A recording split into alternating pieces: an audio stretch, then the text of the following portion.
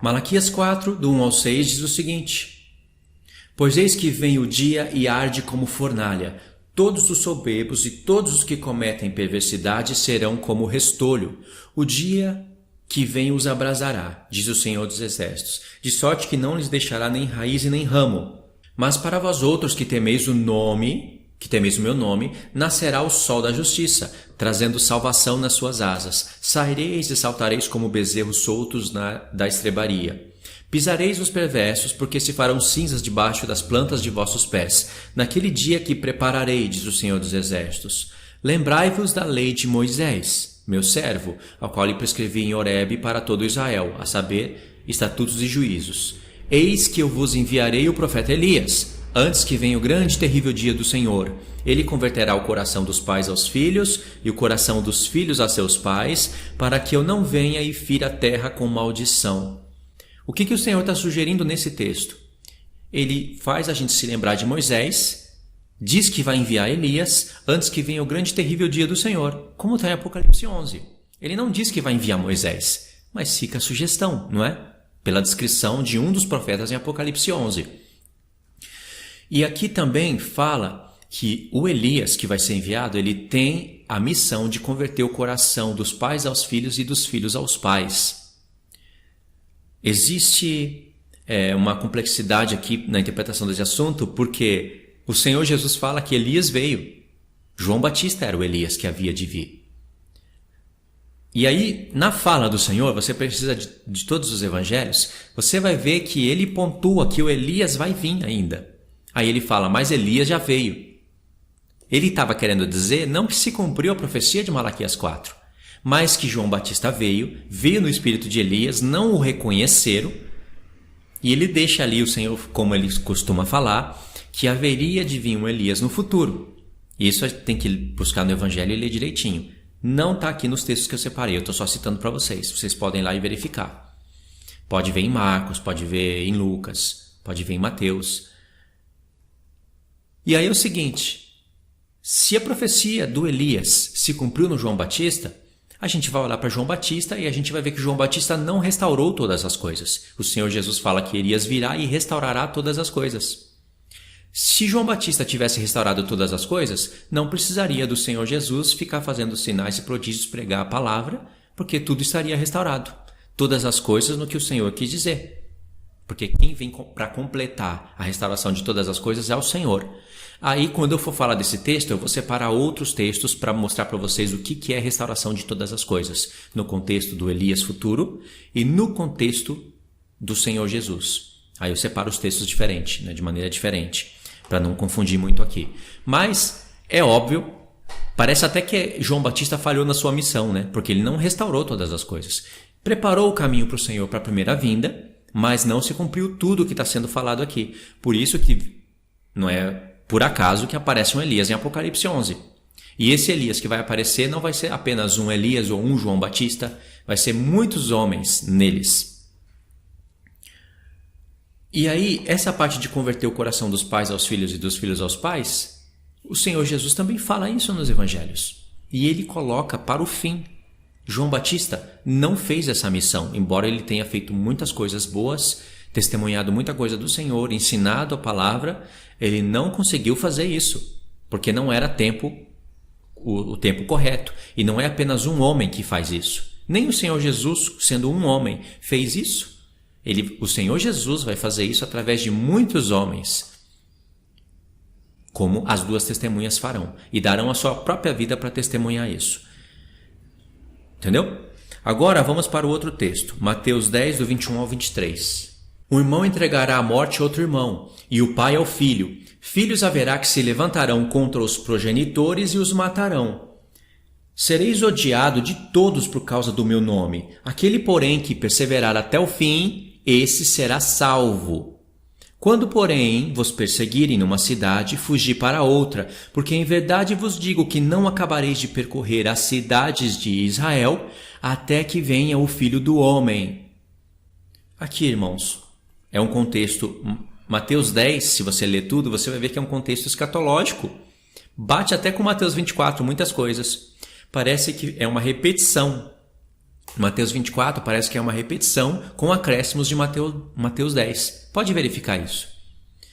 E aí o que acontece aqui? O que está acontecendo aqui? Aqui vai ter pais contra filhos, filhos contra pais. Lá em Mateus 24, o Senhor ainda vai... Aqui ele está com Malaquias na cabeça, né? O Senhor.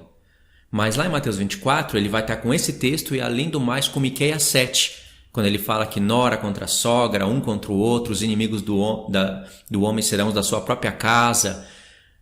Leia isso em Miqueias 7. Você vai ver que todos esses contextos se juntam numa profecia. Por isso que o Senhor juntou tudo em Mateus 24. E aí tem que vir Elias, não um Elias, mas o espírito de Elias, junto com o espírito de Moisés, tem que ser derramado no povo que vai estar em Jerusalém profetizando, com sinais e prodígios, com azeite de ouro e tudo mais, para converter os corações dos pais aos filhos e dos filhos aos pais. Os corações que forem convertidos, ou eles vão para o deserto, ser protegido, esperar o Senhor vindo de lá, com as suas tarefas lá no deserto, ou eles vão morrer pelo Senhor. Mas esses não vão receber as pragas do Senhor. Os corações que não se converterem uns aos outros, o que eles vão fazer? Vão entregar uns aos outros. Um pai que entrega um filho, ou um filho que entrega o pai, não teve o coração convertido. O que acontece? Consequentemente, tem a marca da besta. Está entregando a pessoa à morte, tem a marca da besta e vai receber as pragas do Senhor. Mas Elias vem com essa missão, para fazer a conversão dos corações. Os corações que se converterem, eles ficarão livres da ira de Deus. Entendeu? É isso que o Senhor está falando aqui. E aqui diz: sereis odiados por todos por causa do meu nome. Justamente como está lá em Malaquias 4. Mas vocês, que conhecem o meu nome, que honram o meu nome, nascerá o sol da justiça, a vinda do Senhor, trazendo ressurreição para os que morreram nele e transformação dos corpos para aqueles que estarão vivos até o fim. Agora vamos para o texto de Tiago, e esse é um texto incrível. Olha só as coincidências. Dá a sensação de que Tiago recebeu o Apocalipse, leu o Apocalipse 11 e está explicando ele para a gente. Dá a sensação disso. Mas Tiago não leu o Apocalipse. Olha só. Sede, pois, irmãos, pacientes até a vinda do Senhor. Eis que o lavrador aguarda com paciência o precioso fruto da terra, até receber as primeiras e as últimas chuvas. Lavrador, primeiras e últimas chuvas, frutos da terra. Tiago está falando de coisas espirituais aqui, de festas.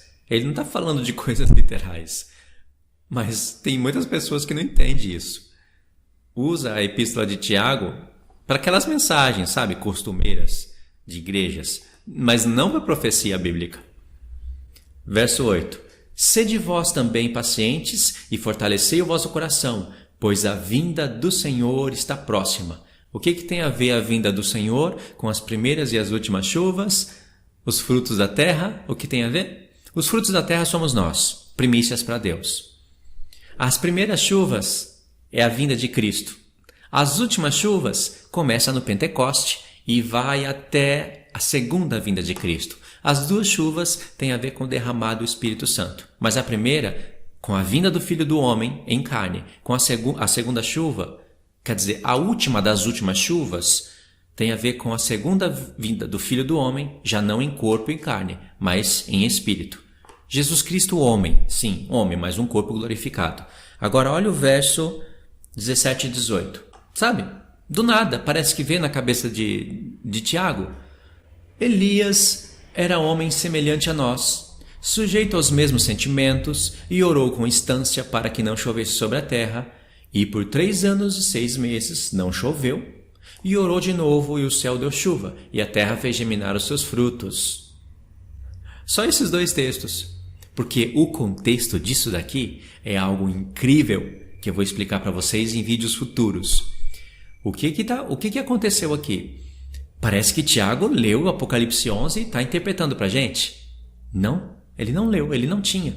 Mas ele tinha os profetas. Ele sabia que Elias veio na vida de João Batista, mas que não se cumpriu todos os fatos. Então ficaram coisas para a vinda do Senhor no futuro. Por isso que ele lembra de Elias. Porque lá em Malaquias o Senhor disse que enviaria Elias antes que viesse o grande e terrível dia do Senhor, para os corações dos pais e aos filhos se converterem uns aos outros, ou seja, da família, receber o Senhor e se converter, e estarem unidos.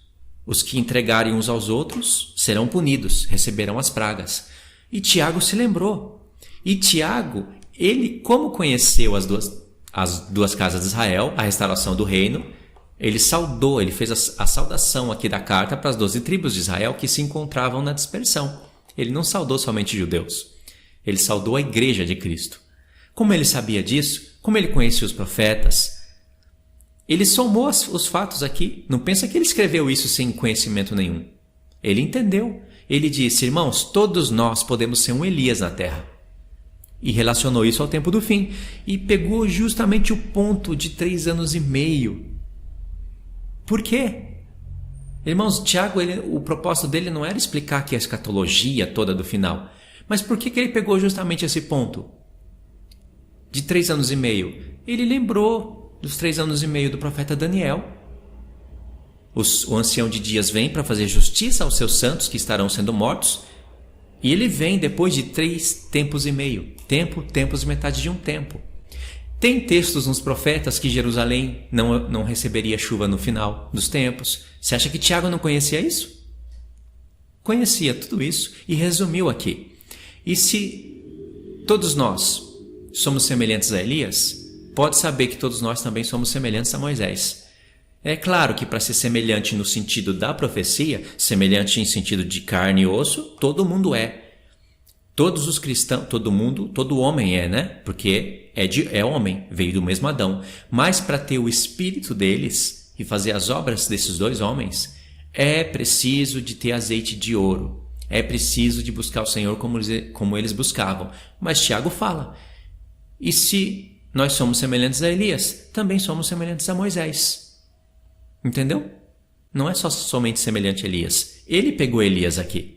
Então, soma aquele texto de Números 11, do 24 ao 29, onde destaca aquela porção de Moisés, que Moisés queria que o Senhor tirasse do espírito dele e colocasse sobre todo o povo, e soma com esse texto aqui, de Tiago.